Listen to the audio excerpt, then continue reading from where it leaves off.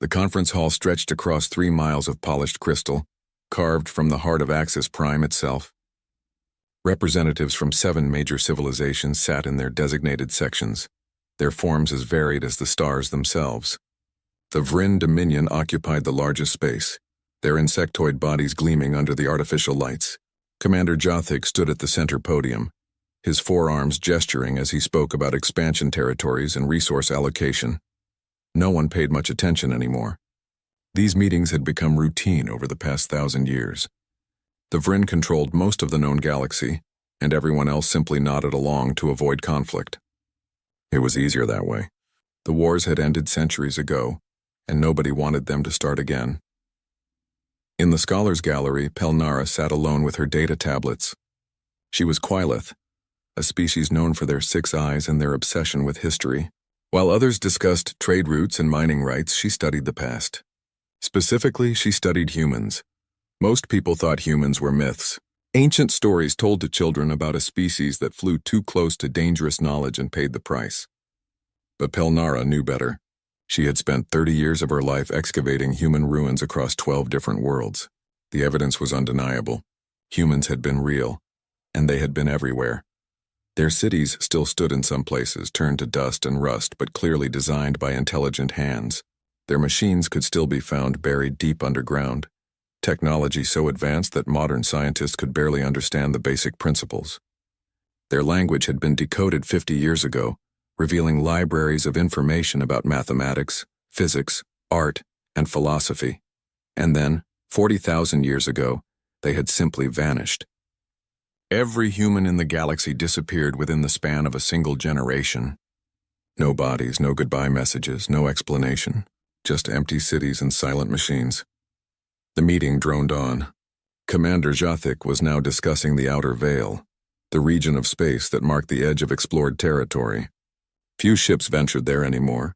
The Vryn had marked it as low priority, containing only dead systems and stellar debris. Pelnara's tablet buzzed. An urgent message from the Vryn patrol station at the Veil's edge. She frowned and opened it, expecting another mundane report about asteroid drift or stellar wind measurements. What she read made her stand up so quickly that her chair clattered backward. The sound echoed through the hall. Everyone turned to look at her. Commander Jothik's compound eyes fixed on her location. "Scholar Pelnara?" His voice boomed through the translation systems. "Do you have something to contribute?" She hesitated. The message was marked for military command only. She should not have received it at all. But her security clearance as chief human archaeologist gave her access to anything potentially related to human artifacts. The automated systems had flagged this message and sent it to her. "Commander," she said, her voice shaking slightly, "I believe there is an urgent matter that requires the Council's immediate attention." Jothik's mandibles clicked in annoyance. "This is not the time for archaeological curiosities, Scholar. We are discussing matters of galactic importance." "This is of galactic importance," Pelnara insisted. She transmitted the message to the central display. The holographic projection showed sensor data from Patrol Group 7 Theta. At first, it looked like standard readings, nothing unusual. Then the timestamp shifted to 43 minutes ago, and everything changed. A ship had appeared at the edge of the Outer Veil. The sensor profile was impossible. The vessel measured 3 kilometers in length, with a hull configuration that matched nothing in any modern database. The energy signature was weak, barely registering, yet the ship had emerged from dark space, a region where nothing should exist. "A derelict," Jothik said dismissively. "Ancient debris that drifted into sensor range." "No, Commander." Pelnara zoomed in on the temporal data. It appeared, instantaneously. One moment there was nothing. The next moment this ship existed. "That's not drift, that's a jump. Impossible. No ship can jump from dark space. The energy requirements would be astronomical." "No modern ship," Pelnara corrected. She pulled up a comparison image on a secondary display. It was a human warship, reconstructed from archaeological evidence and ancient human databases. "Commander, the hull configuration matches. This is a human vessel." The conference hall erupted into chaos. Representatives from all 7 civilizations began shouting at once. The Vryn delegation buzzed angrily. The Quileth scholars demanded immediate investigation. The Thane Collective, usually peaceful traders, began calculating the potential value of human technology. Jothik raised all four arms, commanding silence. Enough. Patrol 7 Theta, respond. What is the status of this vessel? The communication channel crackled. A Vrin patrol officer's voice came through, tense and uncertain. Commander, we attempted to hail the vessel 40 minutes ago. No response.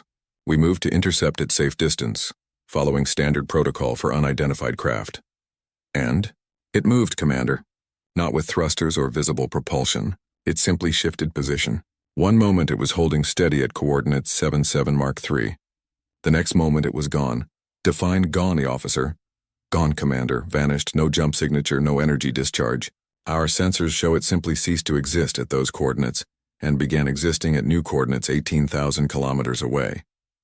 Instantaneous movement. The conference hall fell silent. What the officer described was theoretically possible in quantum physics, but no civilization had ever achieved it. The energy required would destroy the ship attempting it. Where is it now? Jothik demanded. Unknown, Commander. It vanished completely 4 minutes after our intercept attempt. We detected a space-time distortion like a wake in water and then nothing. We've been scanning for 39 minutes with no contact. Pelnara's hearts were racing. All three of them pounded in her chest. Commander, we need to organize an expedition. If this truly is a human ship, active after 40,000 years, the historical significance, the military significance, Jothik interrupted. Scholar, you may understand human history, but I understand warfare. A ship that can appear and disappear at will, that can move without conventional propulsion, represents a strategic threat. This vessel must be located and secured. Secured? Pelnara felt anger rising. Commander, this could be the greatest archaeological discovery in galactic history. We should be preparing a research team, not a military strike force. We will do both, Jothik said firmly. I am authorizing full military mobilization in the Outer Veil region. All available forces will converge on the last known coordinates. Scholar Pelnara, you will accompany the fleet as historical advisor. I protest this approach, Commander.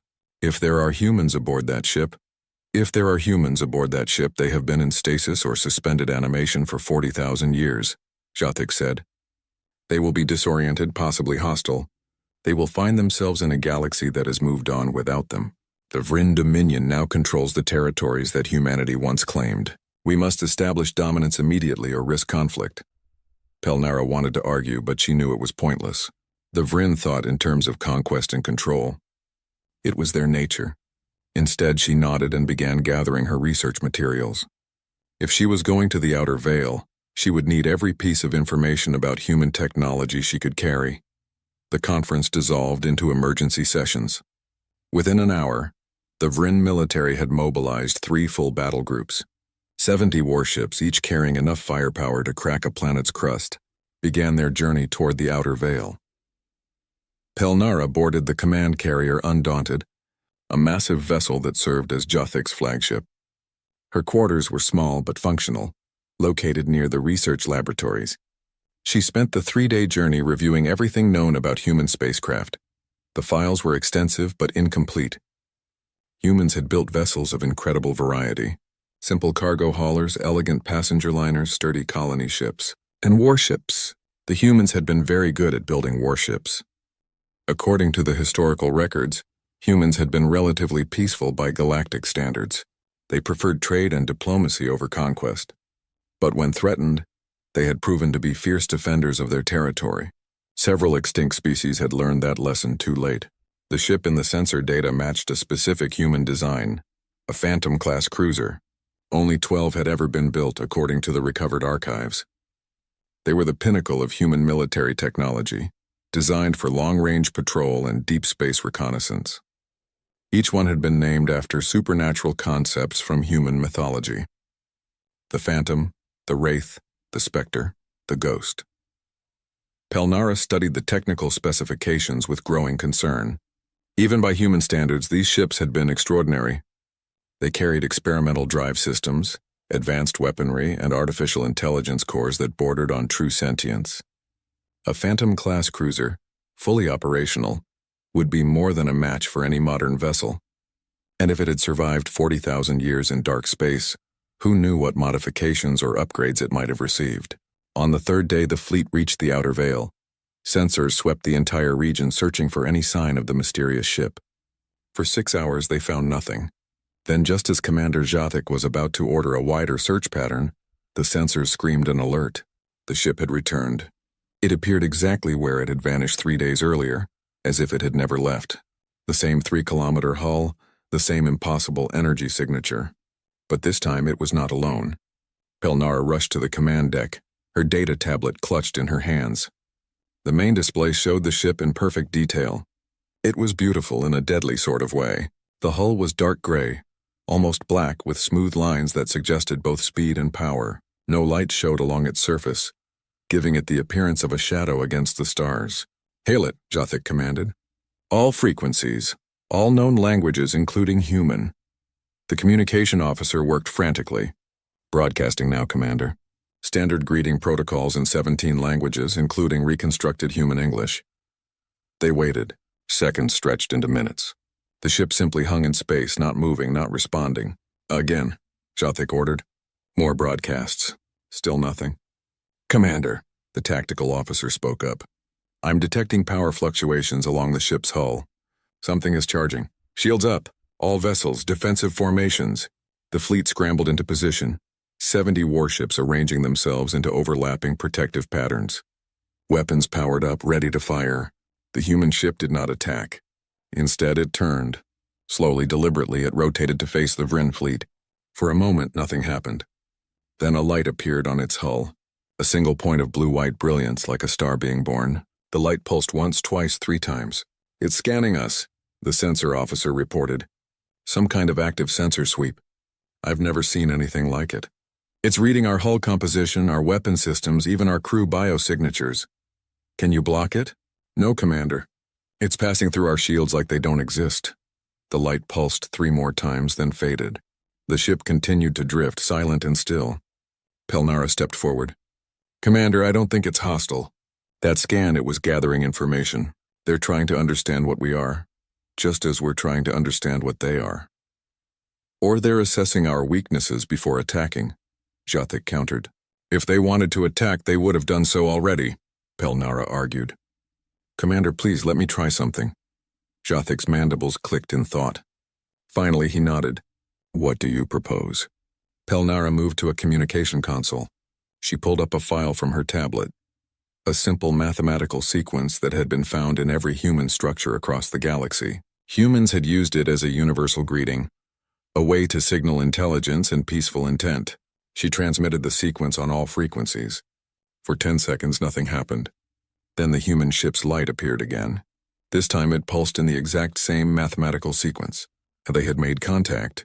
Pelnara's hands shook as she prepared a second message. This one was more complex, a series of prime numbers followed by basic physics constants, things that would be universal to any species with advanced mathematics. The response came faster this time. The ship repeated her message, then added its own sequence. Pelnara's eyes widened as she decoded it. It was a date, 40,247 years ago, the last time humans had walked the galaxy. "They know how long they've been gone," she whispered. Before she could send another message, every alarm on the command deck began screaming at once. The human ship was moving again, but not away from them. It was coming closer. "Weapons ready," Jathic roared. "All ships prepare to fire on my command." "Wait!" Pelnara shouted. "Look at its weapons. They're not powered." She was right. The ship's weapon ports remained dark and cold. It approached the fleet slowly, almost cautiously, like a wild animal deciding whether to trust. It stopped exactly 1,000 kilometers from the Undaunted. At this distance, both ships could destroy each other within seconds. It was a position of mutual vulnerability. The blue light pulsed again. This time, a holographic image formed in the space between the two ships. It showed a human figure projected larger than life. The figure wore a dark uniform with symbols that Pelnara recognized from ancient human military records.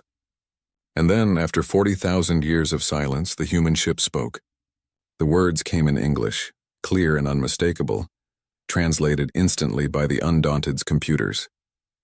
"This is Captain Marcus Thorne of the Terran Federation ship Phantom. We have been on patrol for 40,000 years. Our mission is complete. Who commands this space now? The holographic image of Captain Marcus Thorne stood between the two ships, waiting for a response. Commander Jothik stared at the human figure with a mixture of fascination and suspicion. The human appeared to be middle-aged by their species standards, with short dark hair graying at the temples and eyes that looked tired beyond measure. "I am Commander Jothik of the Vryn Dominion," Jothik finally responded. "We control this region of space and most of known territory beyond it. Your species vanished 40,000 years ago. Where have you been?" The human's expression did not change, but something flickered in his eyes. Sadness, perhaps, or regret. "We never left, Commander. The Phantom has been on patrol this entire time, maintaining watch over the boundary. My crew and I have been in rotating stasis, awakening once every century to check our systems and scan the darkness." "Patrol against what?" Pelnara asked, unable to contain herself. "What could possibly require 40,000 years of vigilance?" Captain Thorne's image turned to face her.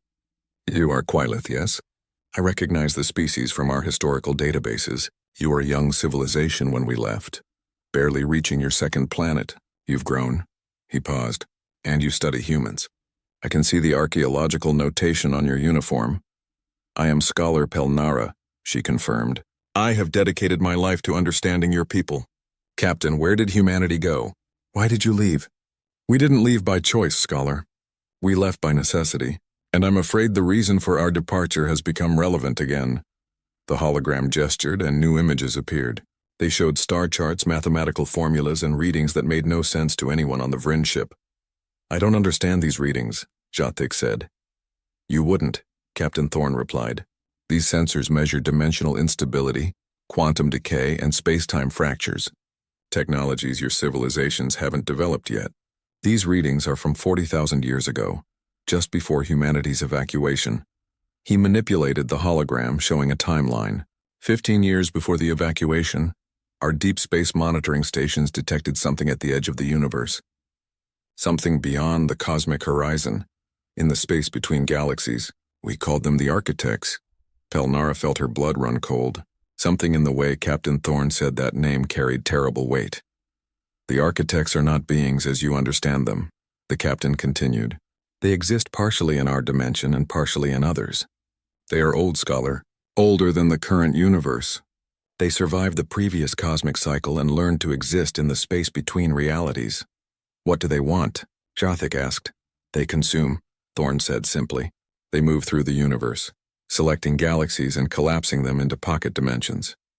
They harvest the matter and energy, using it for purposes we could never fully understand. Our scientists estimated that they had already consumed hundreds of galaxies. Ours was next."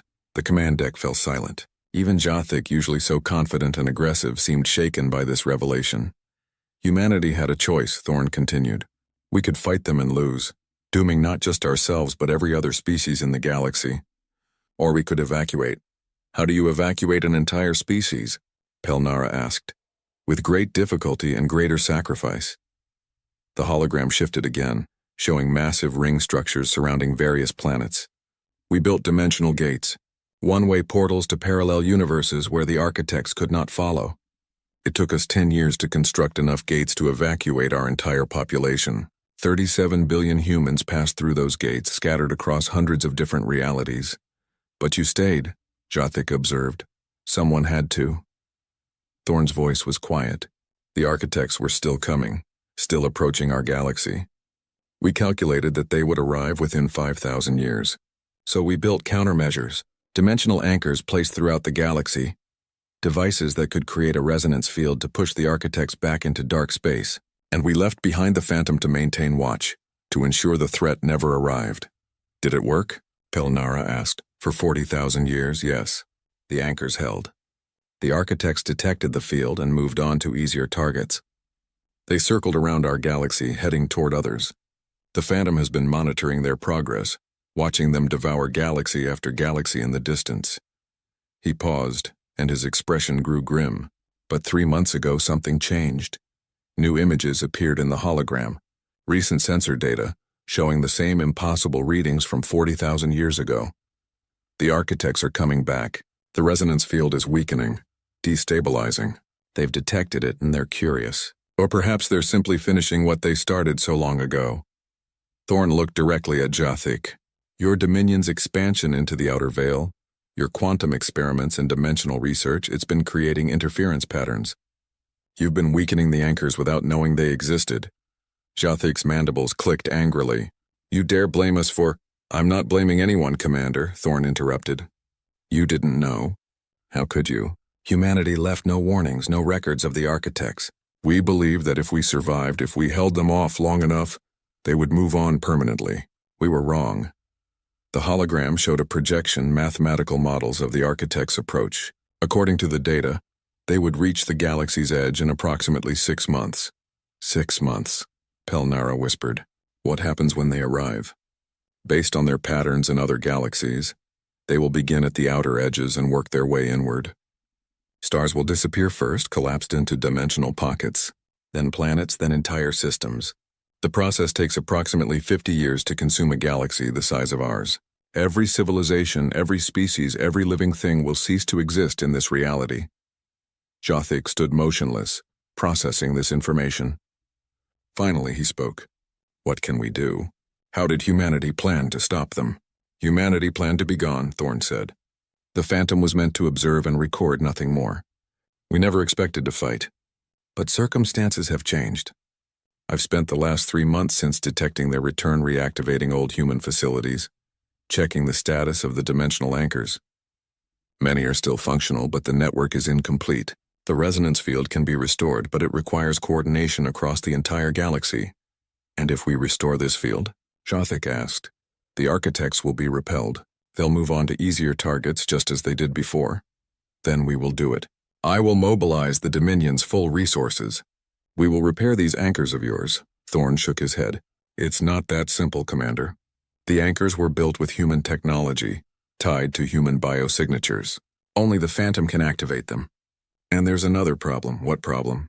Activating the full resonance field will seal the galaxy off from dimensional space. Completely. No dimensional gates, no quantum tunneling, no access to higher dimensions. Your faster-than-light travel, your quantum communications, all of it relies on accessing dimensional space. When the field activates, all of that will stop working. The implications hit everyone on the command deck simultaneously. Without FTL travel, the galaxy would become impossibly vast. Civilizations spread across thousands of light-years would be cut off from each other. Trade would collapse. Communication would be limited to light speed. It would be a technological dark age. For how long? Jathic demanded. The resonance field must remain active for at least 40,000 years to ensure the architects don't return. Maybe longer. Unacceptable. You're asking us to sacrifice our entire civilization. I'm asking you to survive, Thorn said firmly. Yes, it will be difficult. Yes, your civilizations will change, adapt, perhaps even collapse in some regions. But you will survive. The alternative is complete annihilation. Before Jathic could respond, alarms began blaring throughout the ship. The sensor officer shouted over the noise. Commander? Multiple contacts appearing at the edge of the system. I'm reading 12, 17, 23 vessels. They're appearing out of nowhere. The tactical display updated, showing ships materializing throughout the system. Not Vryn ships, not any known design. These vessels were sleek and dark, similar to the Phantom but smaller. Each one carried the same impossible energy signature. Those are Hunter-class destroyers, Thorn said calmly. Automated human warships. I activated them when I detected the architect's return. They've been conducting reconnaissance, gathering information about the current state of the galaxy. You've been spying on us, Jathic accused. I've been assessing the situation. Commander, I needed to know what civilizations now exist, what military capabilities you possess, and whether you would be able to help or hinder our mission. The Hunters have been observing your Dominion, and others for the past 3 months. Other civilizations? Pelnara asked. The Thane Collective, the Quileth Alliance, the Saurian Empire, and 4 others. I've been preparing to contact all of them. But then your patrol detected the Phantom, and I had to accelerate my timeline. On the tactical display, the Hunter ships began moving into formation around the Phantom. It was a defensive pattern, Pelnara realized. They were protecting their flagship. Jathic's voice was dangerous. Captain Thorn, you appear in our space with a fleet of warships, Tell us the galaxy is doomed and demand we accept technological regression for 40,000 years. Why should we trust you? You shouldn't, Thorne said bluntly. You should verify everything I've told you. Study the data I've provided. Consult with your scientists. Send expeditions to examine the dimensional anchors. Take whatever time you need to confirm the threat is real. And how much time do we have? You have 6 months until the architects arrive. I recommend you use that time wisely. The hologram flickered and began to fade. I'm transmitting coordinates for the nearest dimensional anchor. It's located in the Kepler 442 system, about 7 light years from here. You'll find an ancient human installation on the 4th planet. Study it, test it. See for yourselves that I'm telling the truth. Wait, Pelnara called out. Captain Thorne, what will you do now? The human's image stabilized for a moment. I have 714 anchors to check and repair. I have automated hunter ships to deploy, monitoring stations to reactivate, and defensive systems to prepare. In 6 months, when the architects arrive, the Phantom will be ready to activate the resonance field. Whether the rest of the galaxy is ready, that's up to you. The hologram vanished. The Phantom and its hunter escort began to move, accelerating to impossible speeds. Within seconds, they had disappeared, leaving only the subtle distortion of disturbed space-time. Jothic stood in silence for a long moment. Finally, he turned to his crew. Navigation, set course for the Kepler 442 system. Science Division, prepare full analysis equipment. Scholar Pelnara, I want you to assemble every piece of information we have about human technology. Yes, Commander, Pelnara said, her mind already racing. What are you thinking? I'm thinking that if a human who has been on patrol for 40,000 years tells me the galaxy is doomed, I should probably listen. But I'm also thinking that I don't trust easily, especially when the person asking for trust controls a fleet of warships more advanced than anything we possess.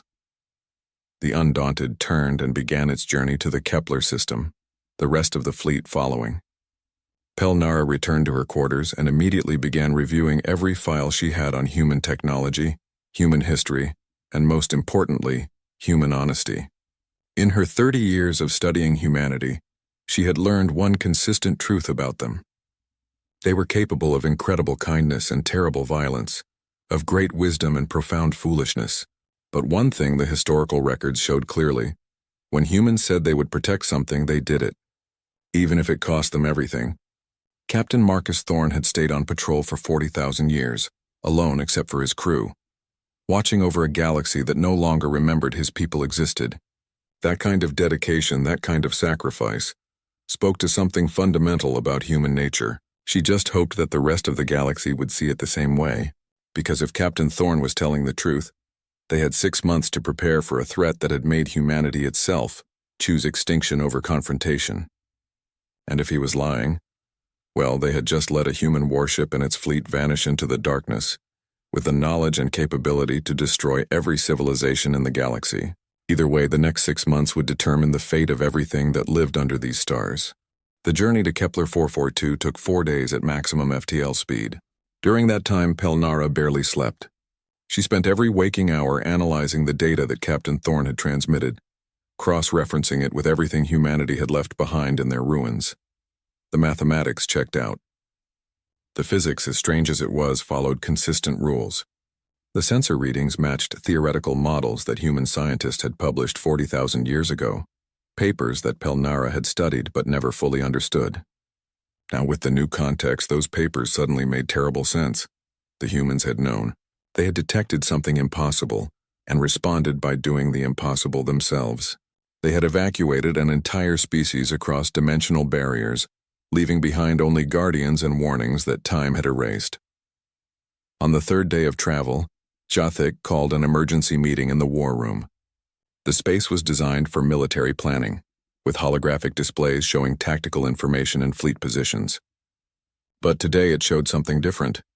We've received responses from the other major civilizations, Jothic announced. Representatives from 6 other species appeared as holograms around the table. Pelnara recognized them all: the Thane Collective's Trademaster, the Quileth Alliance's High Scholar, the Saurian Empire's War Chief, and others. I assume you all received the same information we did. Jothic continued. An ancient human warship claims of a galaxy-ending threat, demands for cooperation. I want to know what your people have discovered. The Thane trademaster spoke first, his gelatinous form rippling with concern. We sent a research team to the coordinates provided. They found a human installation on the third moon of Thane 7. It's been dormant for 40,000 years, but when they activated it using the codes the human ship provided, it came to life. The technology is real, Commander, more advanced than anything we've seen. The Quillith Alliance confirms similar findings, the High Scholar added. We examined an installation in the Andromeda Drift. The dimensional sensors are functioning. They're detecting exactly what the human captain described. Space-time fractures, quantum decay. Something is coming. One by one, the other civilizations reported the same findings. They had all sent teams to investigate, and they had all found the same truth. The dimensional anchors were real. The technology was functional, and the threat was approaching. Jothik's mandibles clicked thoughtfully. So the human was telling the truth. The question now is, what do we do about it? We activate the resonance field, obviously, the Saurian war chief growled. If this threat is real, we have no choice. And lose all FTL capability for 40,000 years. The Thane trademaster protested. My people are spread across 300 star systems. Without FTL, our civilization will collapse within a generation. We'll starve before we adapt. Better to starve than to not exist at all, the Saurian countered. Easy for you to say. Your empire controls 12 systems, all within 50 light years of each other. You could maintain sublight contact. Most of us cannot. The argument escalated quickly, each civilization calculating what they stood to lose. Pelnara listened, understanding their fear. The Vryn Dominion controlled vast territories, but they could potentially adapt. Species like the Thane, who had spread far and wide, would suffer immensely. Enough, Jothik commanded. We're approaching the Kepler system.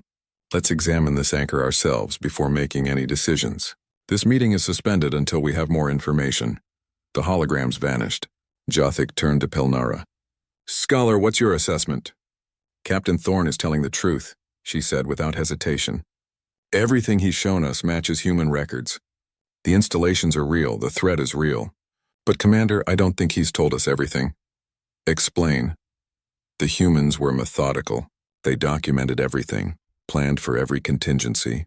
If they built a defense network this extensive, they would have left detailed instructions. But Captain Thorne is being selective about what information he shares. He's testing us. Testing us how? I think he wants to see if we'll cooperate voluntarily, if we'll trust his word and work together. Because the alternative, forcing us to cooperate, would make us enemies. And I suspect Captain Thorne doesn't want humanity's return to be marked by conflict. Humanity's return? Jothik's compound eyes focused sharply on her. You think they're coming back? The dimensional gates were one way, but the anchors, the Phantom, the entire defense network, it's all still here. The humans didn't abandon this galaxy, Commander. They're keeping it safe. For themselves or for us, I'm not sure. But yes, I think they plan to return someday. Before Jothik could respond, the ship dropped out of FTL. The Kepler 442 system materialized around them, a yellow star with 6 planets orbiting in stable patterns. The 4th planet was their destination.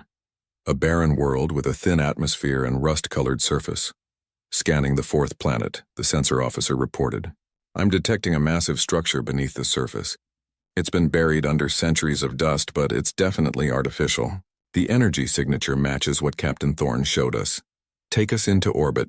Prepare a landing team. 30 minutes later, Pelnara found herself descending to the planet's surface in a military shuttle. She was accompanied by Jothik, a security detail, and a team of scientists. The shuttle touched down near the coordinates provided by Captain Thorne. The surface was desolate. Wind-blown dust stretched to the horizon, broken only by ancient impact craters. But beneath their feet, something massive waited. The security team deployed ground-penetrating sensors. The holographic display showed a structure 20 kilometers across, buried 30 meters below the surface. It was shaped like a ring, made from materials that the sensors couldn't identify. How do we access it? One of the scientists asked. Pelnara checked her data tablet. According to the instructions Captain Thorne provided, we need to activate a terminal at these coordinates. She pointed to a location 50 meters away. They walked across the dusty plain, their environmental suits protecting them from the thin atmosphere. At the designated coordinates, they found nothing. Just dust and rock. This is wrong, the scientist complained. There's nothing here. Look closer, Pelnara said. She had studied human sites before. They often built things to blend with the environment, hiding their installations in plain sight. She knelt and brushed away dust from a particular rock formation. Underneath, metal gleamed. Not rust, not corrosion. The material was perfect, as if it had been placed yesterday. "It's a hatch," she announced. "Help me clear it." The security team used their tools to excavate around the metal. Within minutes, they had exposed a circular hatch about 2 meters across. Ancient human symbols marked its surface, along with what appeared to be a handprint scanner. "How do we open it?" Jathic asked. "We don't have human DNA." Pelnara studied the symbols. They were written in the human language, which she could read fluently. "It says emergency access, all sentient beings. I think it's designed to open for anyone." She placed her hand on the scanner. For a moment, nothing happened. Then light bloomed beneath her palm. The scanner glowed blue, analyzing her hand. A synthetic voice spoke in ancient human English. "Non-human biosignature detected. Sentient status confirmed. Emergency protocols engaged. Welcome to Anchor Station 442. Please state the nature of your visit." Pelnara's voice shook slightly. "We're here to learn about the architects. Captain Marcus Thorne sent us." Captain Thorne's authorization code confirmed, granting full access. "Please descend." The hatch split open, revealing a shaft leading down into darkness. Lights activated automatically, illuminating a ladder built into the shaft's wall. "I'll go first," Jathic said. He began climbing down, his forearms making the descent easy. Pelnara followed, then the rest of the team. The shaft went deep, far deeper than 30 meters. Pelnara counted as they descended. 50 meters, 100, 200. Finally, at nearly 300 meters, they reached the bottom. They stepped out into a massive chamber.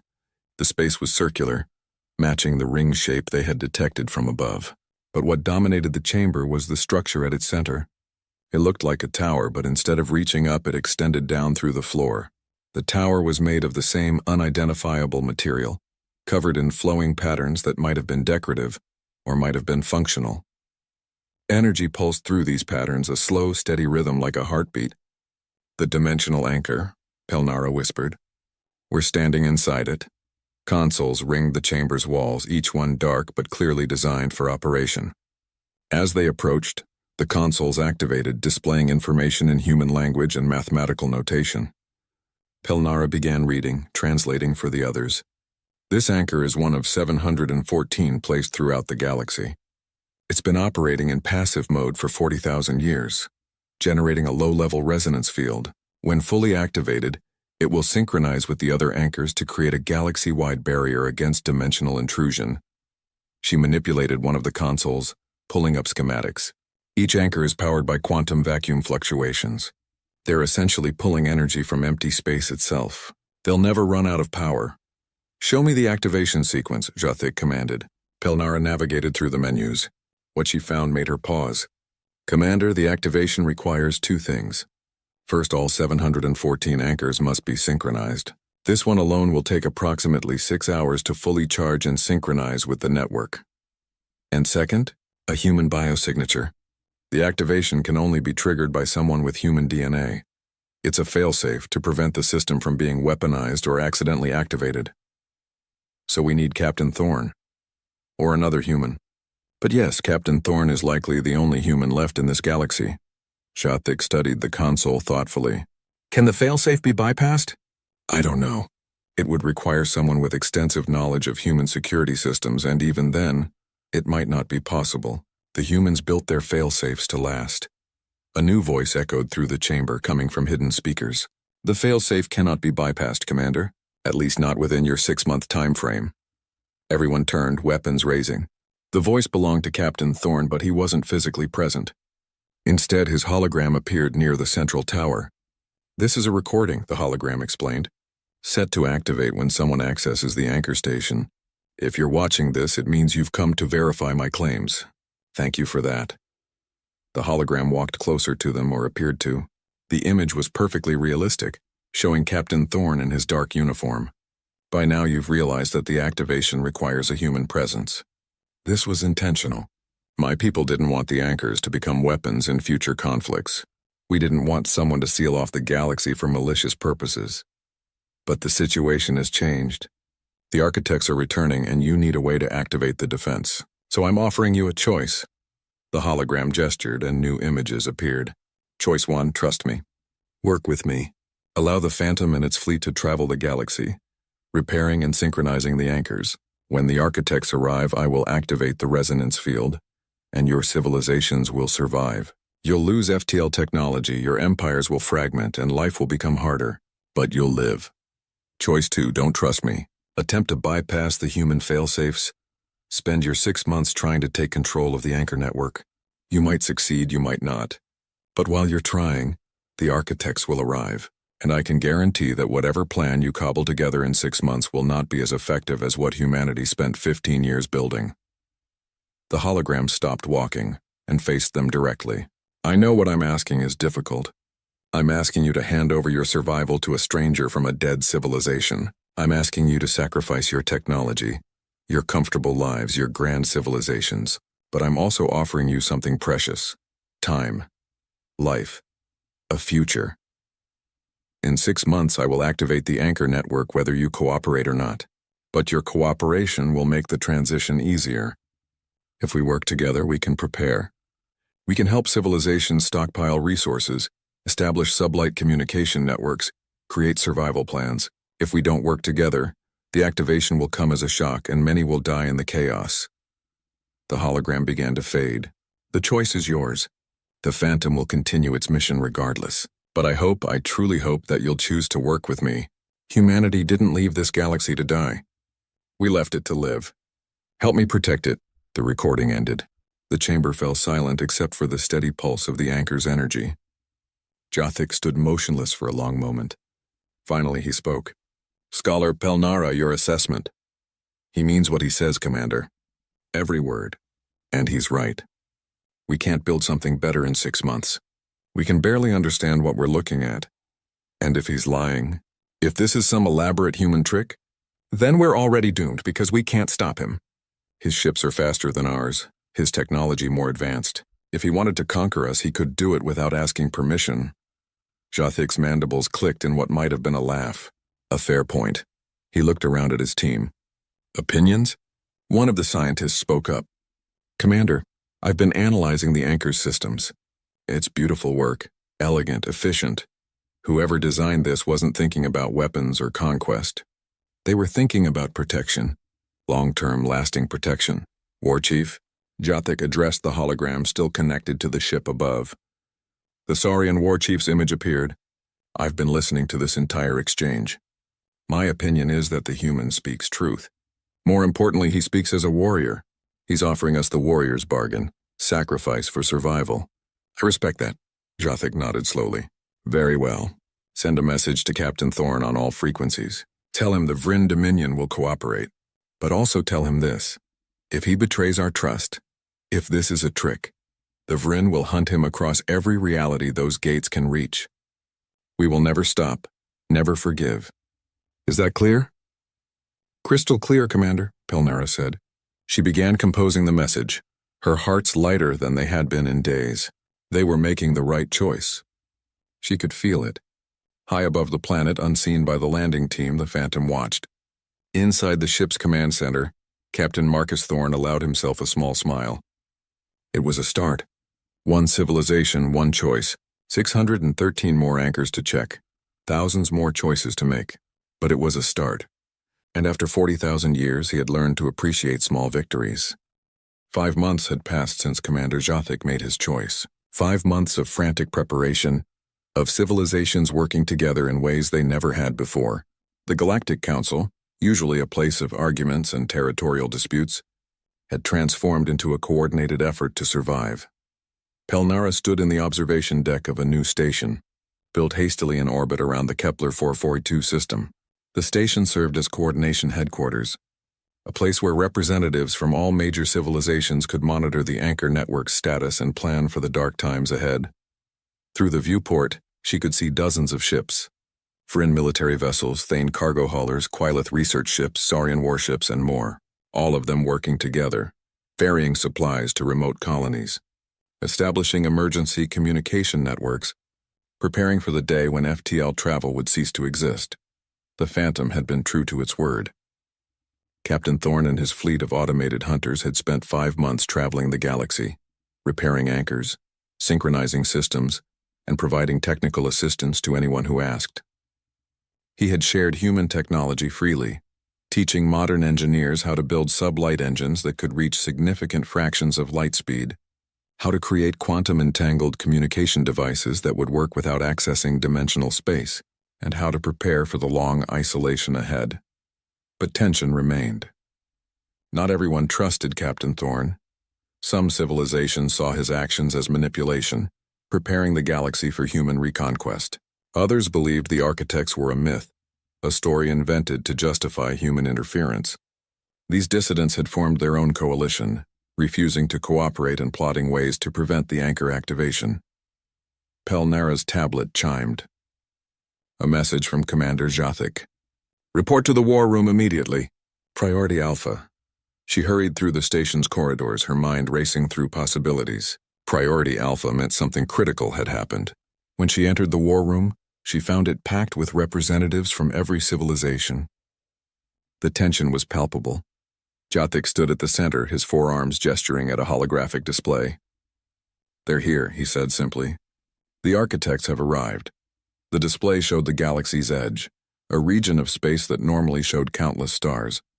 But now a section of that starfield was simply gone. Not dark, not empty, but absent. It was as if reality itself had been erased.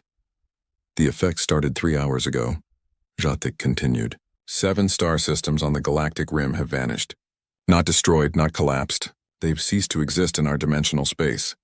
A Thane representative shuddered. How many people lived in those systems? Approximately 4 billion across all species, Jathic said quietly. They're gone.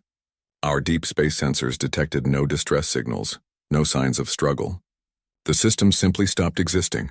Pelnara studied the display, her hands shaking. She had studied human records of the architects, had read their theoretical models, but seeing it happen, seeing reality itself being unmade, that was different. "Where is Captain Thorne?" she asked, unknown. "The Phantom was last seen near Anchor Station 673, 40 light-years from here. We sent a message but received no response." As if summoned by her words, the display flickered. Captain Thorne's hologram appeared at the table's head. He looked tired, more tired than Pelnara had ever seen him.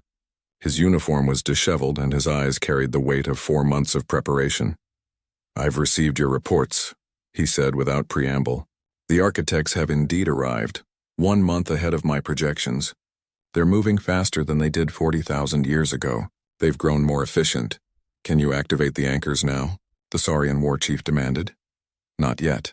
Only 691 of the 714 anchors are fully synchronized. The remaining 23 are in various stages of repair. If I activate the network now, the resonance field will be incomplete. It might slow the architects, but it won't stop them." "How long until all anchors are ready?" Jathic asked. 48 hours. My hunter fleet is working around the clock, but human technology, no matter how advanced, still requires time."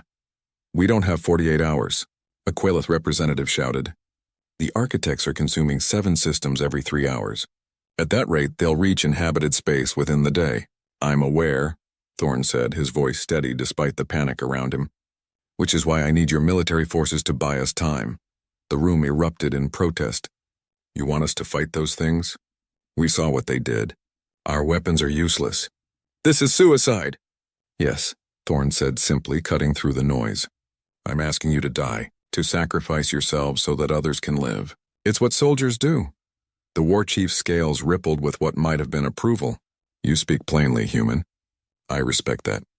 Tell me, will our sacrifice matter? Will dying slow them down?" "Yes, the architects consume matter and energy, but they process it slowly. If you throw enough mass at them, enough energy, you can bog them down. Not forever, not even for long. But for 48 hours? Yes, that's possible." Jathic's mandibles clicked as he processed this. "You're asking us to feed our ships and our people to these entities. I'm asking you to be the shield. Just for 2 days. Give me 2 days and I'll activate the anchors. The architects will be expelled and everyone who survives will have a future." Silence fell over the room. Each representative looked at their people's forces, calculating losses, weighing lives against survival. The war chief spoke first. "The Saurian Empire will commit our full military might. 23 battleships, 200 smaller vessels. We'll hold the line. The Vryn Dominion will match that commitment, Jothik said. We have the largest fleet. We'll anchor the defense. One by one, the other civilizations pledged their forces. Even the Thane, who had no military tradition, offered their cargo ships. We can't fight, but we can serve as obstacles. Our ships are large. They'll take time to consume. Pelnara watched as thousands of ships were committed to certain destruction. The mathematics were simple. The architects needed approximately 2 hours to fully process a capital ship. If they could force the entities to process enough ships spread thin enough, 48 hours was achievable. I'll be there too, Thorn announced. The Phantom will fight alongside you. No, Jothik said firmly. You're the only one who can activate the anchors. If you die, everyone dies. Stay away from the battle. I've been a soldier for 40,000 years, Commander. I don't send others to die while I hide in safety. Then you're a fool. But you're our fool and we need you alive. Jothik's voice softened slightly.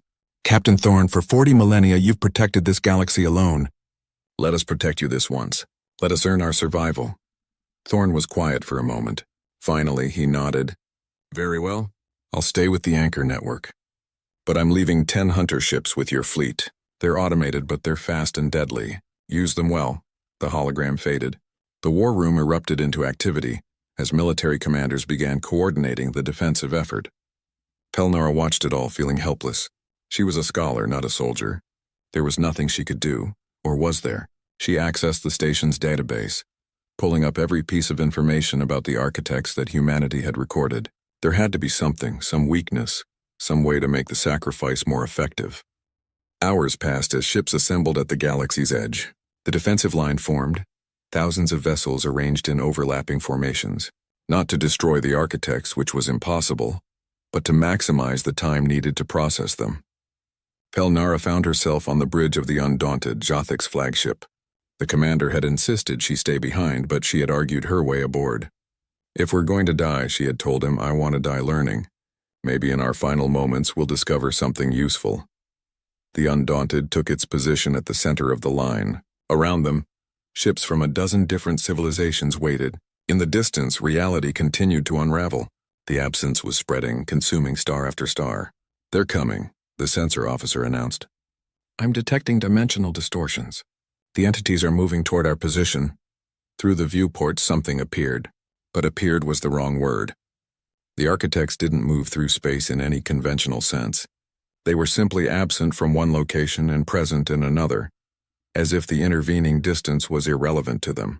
They were massive, larger than the biggest capital ships, but their form was impossible to describe. They seemed to exist in multiple dimensions simultaneously, showing different aspects depending on how you looked at them. One moment geometric shapes, the next organic curves, then patterns that hurt to perceive. All ships, Jothik commanded. Fire at will. The void erupted with weapons fire. Energy beams, kinetic projectiles, missiles, plasma bolts. Everything that the combined military might of galactic civilization could throw. The attack struck the architects, but nothing happened. The energy simply disappeared, absorbed or converted or erased. The projectiles passed through as if the entities weren't physically present. They're not in our dimensional layer, Pelnara realized. They're phased slightly out of sync with our reality. That's why weapons don't work. Then how do we stop them? Jothik demanded. We don't stop them. We slow them down by feeding them mass. Physical contact, not weapons fire. Jothik understood immediately. All ships cease fire. Ramming protocols. Close to contact distance and maintain physical contact as long as possible. The first wave of ships moved forward, accelerating toward the architects. When they made contact, something remarkable happened. The ships began to dissolve, not explosively but gradually. Metal flowed like liquid, converted into energy and absorbed. The process took time. The architects paused, processing their meal. The defensive line had bought its first minutes. But there were dozens of architects and they were learning. They began moving around the defensive line, seeking easier targets. Ships had to reposition constantly, throwing themselves into the entity's paths. Pelnara watched from the Undaunted's bridge as ship after ship sacrificed itself. A Thane cargo hauler, its crew evacuated, flew on automatic pilot into an architect's form and vanished over the course of 90 minutes. A squadron of Quilith research vessels, repurposed as obstacles, lasted 2 hours combined.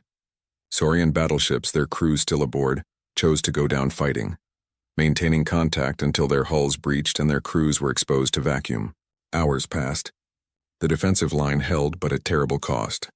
Hundreds of ships had been consumed. Thousands of crew members had died. And yet the architects kept coming. More appeared, drawn by the abundance of matter and energy. "Status report," Jathik commanded, his voice showing strain.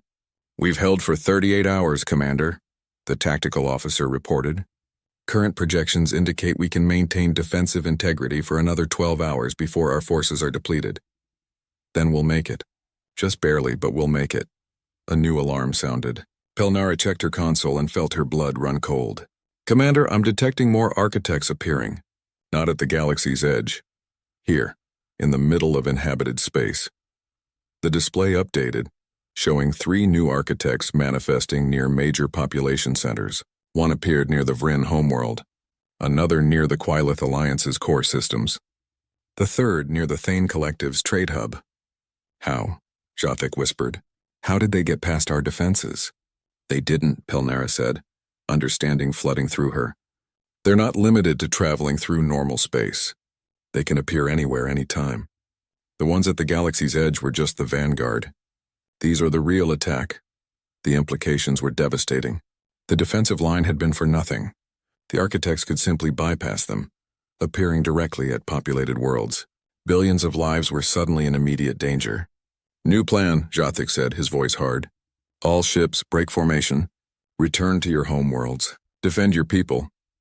"Commander, that will leave the edge undefended," the tactical officer protested. "The edge doesn't matter anymore." "Our people matter. Move." The fleet scattered, each civilization's ships racing toward their threatened homeworlds. The Undaunted turned and jumped to FTL, heading for the Vryn home system. When they arrived, the scene was chaos. The architect hung in space near the planet, already processing orbital stations. Evacuation ships fled in all directions, carrying refugees. Defense platforms fired uselessly at the entity. "Captain Thorne," Jathik broadcast on all frequencies. "I don't care if you're not ready. Activate the anchors now or there won't be anyone left to save." For a long moment, no response came. Then Thorne's voice, tired and sad. "I understand, Commander. Beginning activation sequence. All ships, all stations, prepare for dimensional lockdown. This is it. No turning back now." Across the galaxy, 714 anchors began to pulse with power, their rhythms synchronized, creating a resonance that spread through dimensional space like ripples in water. The field grew, expanded, connecting anchor to anchor in an invisible web of protection. In the Vryn home system, the architect suddenly stopped. It hung motionless in space, no longer processing the station it had been consuming.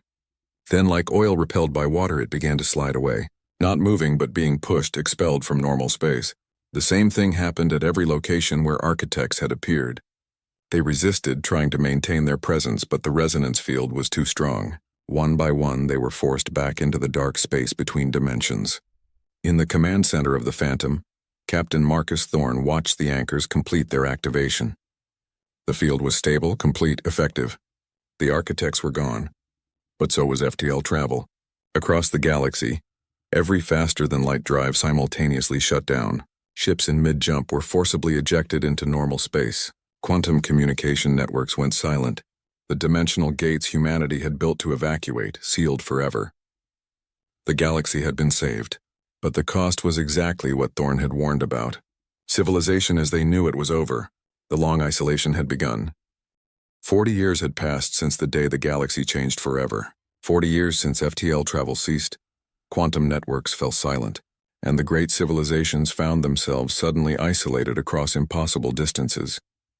Pelnara stood on the surface of Earth, something she had never imagined possible. The homeworld of humanity had been forgotten by most species, dismissed as unimportant. But Captain Thorne had invited her here to see something important. She was older now. Her 6 eyes dimmed slightly with age, but her curiosity remained as sharp as ever. The planet was beautiful. Humanity had been gone for 40,000 years, yet Earth had healed itself. Forests covered the ruins of ancient cities. Oceans teemed with life. The atmosphere was clean and breathable. Nature had reclaimed what humanity had left behind. Captain Thorne stood beside her, looking older too. He had spent the past 40 years traveling between worlds using sublight drives. checking anchor stations, helping civilizations adapt to their new reality. His ship, the Phantom, orbited overhead, as impressive as ever but showing signs of wear that no maintenance could completely hide. "Thank you for coming," Thorne said. "I know it took you 5 years to make the journey." "It was worth it," Pelnara replied. "I've never seen anything like this planet. The way it's recovered, grown wild again. It's remarkable. Earth is resilient. Humanity learned that lesson long ago." He gestured toward a path leading into what had once been a city. Now trees grew through ancient buildings and vines covered skyscrapers. "Walk with me. There's something you need to see." They walked together through the green wilderness. Pelnara had spent 40 years chronicling the changes that had swept through galactic civilization. The collapse had been terrible, but not as catastrophic as many had feared. The Vryn Dominion had fragmented into hundreds of independent systems, each one developing its own culture and governance. Some had prospered, building strong local economies. Others had struggled, falling into isolation and decline. But none had died out completely. The Thane Collective had actually thrived. Their tradition of self-sufficiency and their slow, deliberate way of thinking proved perfect for the new era. They had established sublight trade routes between their nearest systems, creating a network that was slower but more stable than the old FTL empire. The Quillith Alliance had transformed entirely. Cut off from their central government, individual Quillith worlds had developed unique philosophical and cultural identities.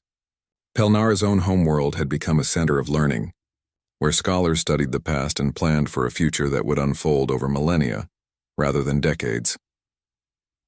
"You wanted to know if your sacrifice would matter," Pelnara said as they walked.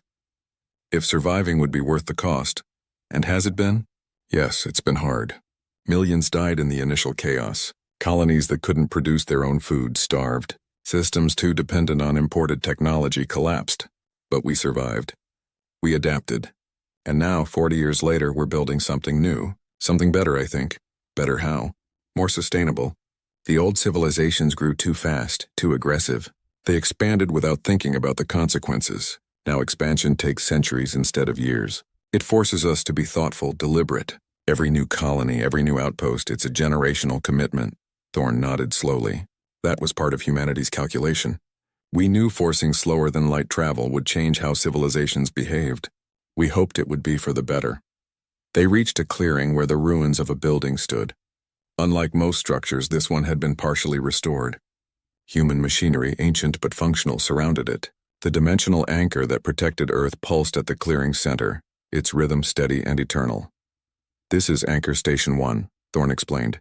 "The first one humanity built. The prototype for all the others. I've kept it maintained, visited it every year." "Why bring me here?" Pelnara asked. "Because today something is going to happen. Something I've been waiting 40,000 years to see."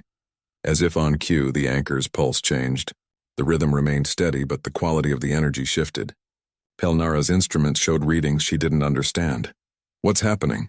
"The gates are opening," Thorne said quietly. "The dimensional barriers humanity passed through 40,000 years ago. They were designed to be one-way only, to ensure the architects couldn't follow. But they were also designed to eventually reverse, to become two-way. The anchor network was the key. Once it had operated successfully for 40,000 years, proving the galaxy was safe, the gates would activate." Pelnara's hearts raced. "You mean humanity is coming home?" The air in front of the anchor shimmered. Space itself seemed to fold, creating an opening that shouldn't exist. Through that opening, light poured, brighter than anything Pelnara had ever seen. And in that light, shapes began to form. People, humans, walking through from somewhere else. The first one through was a woman, young and wearing clothing unlike anything in the historical records. She stepped onto Earth's soil and immediately fell to her knees, touching the ground with both hands. Tears ran down her face, more followed. Dozens, then hundreds, then thousands. They came through in groups, families holding children, elders supported by younger relatives. They wore different styles of clothing, spoke in dialects of human language that had evolved separately over 40 millennia. But they were unmistakably human. How many? Pelnara whispered. "Across all gates throughout the galaxy, approximately 43 billion, Thorne answered. Humanity scattered across hundreds of parallel universes. Each one developed differently, adapted to different conditions. But they all remembered Earth. They all remembered home. A man approached Thorn and Pelnara. He was older, with white hair and eyes that had seen things from other realities. He wore a simple uniform marked with symbols that resembled but didn't match those on Thorn's uniform. "Captain Marcus Thorn," the man said in ancient human English. "We received your signal. The anchors are stable, the architects are contained, and the galaxy is safe. Permission to return home?" Thorn's voice was thick with emotion. "Permission granted. Welcome home." The two men embraced. Pelnara realized she was witnessing something profound. This wasn't just a reunion. It was the fulfillment of a promise made 40,000 years ago. Humanity had not abandoned the galaxy. They had protected it, preserved it, and now they were returning to it. "Scholar Pelnara," the white-haired man turned to her. "Captain Thorn has told us about you, about the civilizations that arose in humanity's absence. We've been watching, listening to the transmissions that leaked through the gates. We're impressed by what you've built." "What we've built?" Pelnara said. "You're the ones who saved us. You built the anchors, left the Phantom to guard us. We built the tools. You used them to save yourselves. That takes courage," he smiled. "We're not here to reclaim the galaxy, Scholar. We're here to join it, as equals, as neighbors. The territory we once controlled is yours now. We'll find new places to settle, empty systems to transform. There's room enough for everyone." Over the following hours, Pelnara watched as more humans emerged. Each gate across the galaxy was doing the same thing, she learned. Humans returning to settled regions, but also heading to the unexplored areas. They brought new technology, advanced sciences developed in parallel universes, but they also brought a philosophy of cooperation. "We learned our lesson," Thorn explained later, as they watched the sun set over Earth. 40,000 years ago, we were too aggressive, too quick to expand. We drew the architect's attention through our own recklessness. This time we'll grow slowly. We'll work with our neighbors instead of competing with them. "What about you?" Pelnara asked. "You've fulfilled your mission. The Phantom's patrol is over. What will you do now?" Thorn was quiet for a long moment. "I'm tired, Scholar. So very tired. I've been awake on and off for 40,000 years. I've watched galaxies die, civilizations rise and fall. I've been alone with only my crew and my duty for company. I think I'd like to rest. You've earned it. But first I have one more task." He looked at her with eyes that had seen eons pass. "The anchors need maintaining. Someone needs to check them, ensure they stay functional for the next 40,000 years. I've trained crews, human and otherwise, to do this work. But I think we need something more. A new institution, one that transcends species. Guardians of the anchors, we could call it. You want me to help build that? You've spent your entire life studying humanity, understanding what we were and what we tried to accomplish. You're the perfect person to bridge the gap between human and non-human, past and future. Will you do it?" Pelnara looked out over Earth, over the forests and oceans that had reclaimed a planet humanity had left behind. She thought about the past 40 years, the struggles and adaptations, the civilizations that had survived impossible odds. She thought about the future, about humans and non-humans learning to coexist in a galaxy forced to grow slowly and thoughtfully. "Yes," she said, "I'll do it. For both our peoples." Thorn smiled, the first genuine smile she had ever seen from him. "Thank you, Scholar. Thank you for everything." As night fell over Earth, campfires began to dot the landscape. Humans gathered around them, telling stories of the universes they had visited, the wonders they had seen. Some fires had non-humans sitting among them, species from the current galaxy meeting the returning humans for the first time. High above, the Phantom orbited in silence, its long vigil finally complete. The ship that had patrolled the darkness for 40 millennia could finally rest. In the weeks that followed, Pelnara worked with Captain Thorn to establish the Guardian Institute. It would be headquartered on Earth, neutral ground that belonged to humanity's past but would serve everyone's future. The Institute would train specialists from every species to maintain the anchor network, monitor dimensional stability, and watch for any signs of the architect's return. Commander Jathic arrived 5 years later, his journey from the Vryn territories long and difficult. He was older now, his chitin dulled with age, but his mind remained sharp. He stood with Pelnara and Thorn on a hill overlooking the Guardian Institute's campus. "You've built something impressive," Jathic said, watching students from a dozen species studying together. I never thought I'd see the day when Vryn and human worked side by side without suspicion. The galaxy has changed, Thorn replied. We all had to change with it. I came to apologize, Jothik said abruptly. 40 years ago I didn't trust you. I thought you might be manipulating us, preparing to reconquer. I was wrong. You were cautious, Thorn corrected. That's not the same as being wrong. Caution kept your people alive. I never blamed you for it. Still, I judged your species by our standards. The Vryn expand and conquer. I assumed humans did the same. But you don't, do you? We did once, Thorn said quietly. 40,000 years ago, humanity was aggressive, territorial. We pushed boundaries without thinking about consequences. That behavior attracted the architects. We paid a terrible price for our arrogance. The humans returning now, they've had 40,000 years to reflect on that mistake. They're different. Better, I hope. Jothik's mandibles clicked thoughtfully. The Vryn Dominion is fragmenting. Each system becomes more independent every year. Some see it as failure, the end of our empire. But I think it might be evolution. We're learning to exist without conquest. That's good, Pelnara said. All of us are learning new ways to exist. The galaxy is too big, travel too slow for empires to function anymore. We're becoming something else. Communities instead of empires. Cooperation instead of competition. They stood together in comfortable silence, watching the sun set over Earth. 3 beings from 3 different species, representing 3 different eras of galactic history, united by shared experience and hope for the future. What will you do now? Pelnara asked Thorn. The Institute is established. The anchors are monitored. Your duty is complete, Thorn smiled. I'm going to sleep, Scholar. Really sleep, not stasis. I have a small house in what used to be called the Amazon. Trees grow through the walls, animals visit the porch. It's quiet, peaceful. I'm going to spend whatever time I have left watching things grow instead of watching for threats. You've earned your rest, Captain, Jothik said. The galaxy owes you more than it can ever repay. The galaxy owes me nothing. I did my duty, nothing more. The real heroes were the ones who fought the architects, who sacrificed their ships and lives to buy time. I just turned a key. You did more than that, Pelnara insisted. You kept hope alive. For 40,000 years you maintained your post, never giving up, never abandoning your mission. That kind of dedication, that's what humanity means to me now. Not your technology or your weapons, but your refusal to quit even when everything seems impossible. Thorn looked uncomfortable with the praise.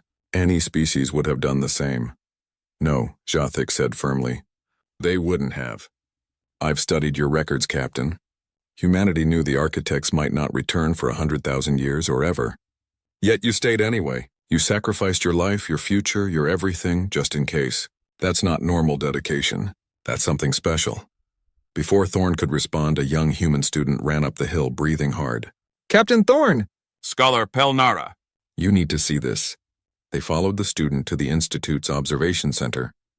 The main display showed sensor data from multiple anchor stations. Something was different. The readings showed fluctuations in the dimensional barriers, but not threatening ones. These fluctuations were regular, patterned, almost like communication. What are we looking at? Pelnara asked. A Quillith scientist answered. We believe the dimensional gates are evolving. They're no longer just one-way or two-way portals. They're becoming something more sophisticated. Look at these mathematical patterns. The display showed equations that made Pelnara's head hurt, but Thorn leaned forward, his eyes widening. That's not possible. Those equations describe multi-universal synchronization. The gates are connecting not just to parallel universes, but creating a network between them. What does that mean? Jothik asked.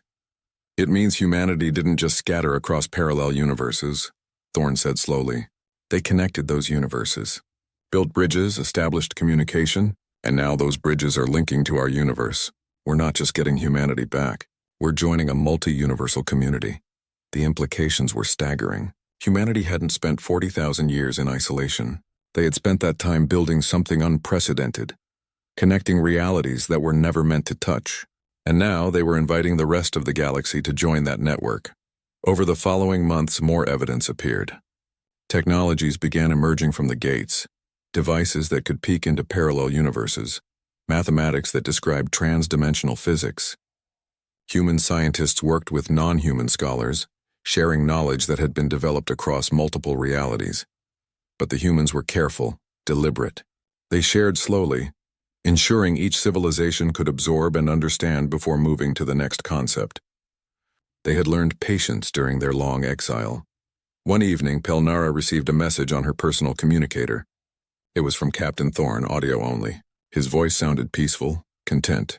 Scholar Pelnara, I wanted to thank you one last time before I truly retire. You believed in humanity when you had no reason to. You trusted my word about the architects. You helped bridge the gap between my people and yours. The galaxy is better because of you. I did what anyone would have done, Pelnara replied. No, you did what you chose to do. There's a difference. Choice defines us more than capability. You chose to trust, to help, to build instead of destroy. That choice mattered. What will you do in retirement, Captain?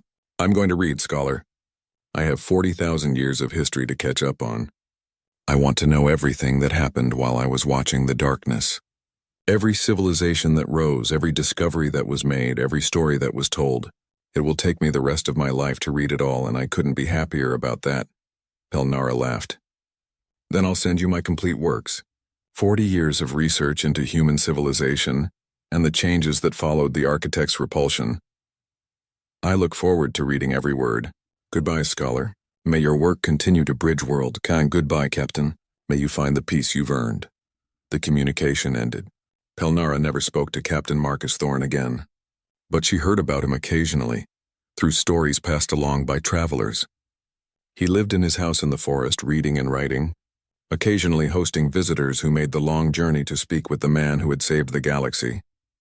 He died peacefully 15 years later, surrounded by books and friends, both human and non-human. The galaxy mourned him, this human who had been alone for so long but never let loneliness turn to bitterness.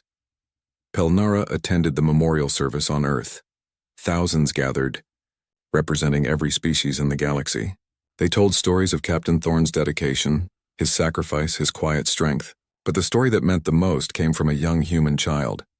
My grandmother came through the gates, the child said. She told me about the Phantom, about Captain Thorne watching over us for 40,000 years.